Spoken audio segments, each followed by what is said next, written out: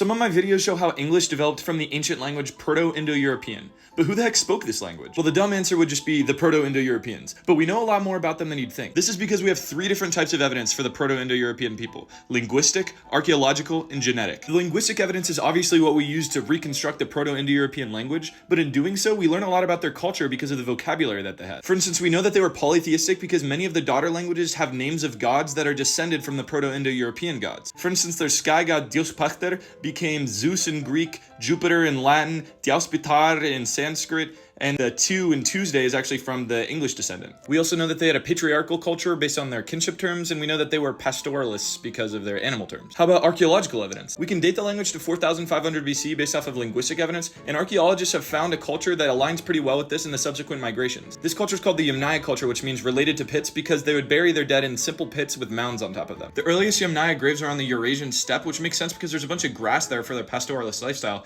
and then there's also evidence that they expanded after that. Their graves often contain weapons, wheeled vehicles, and the remains of horses, and they're actually thought to be some of the first people to ride horses. Well, what was the genetic impact of these Proto-Indo-Europeans expanding? Ancient DNA evidence shows that the Yamnaya and their descendants expanded west into Europe and east into modern-day Iran and South Asia. But this was a gradual process, so they mixed with different peoples and cultures as they went. However, there is genetic evidence that this mixing wasn't always equal in terms of status. Indo-Europeans had more of a genetic impact on Y chromosomes, suggesting that they outcompeted or potentially killed off native men. And there's evidence for this both in Europe and Asia. If you're interested in learning more, I got a lot of this information from these 2 awesome books.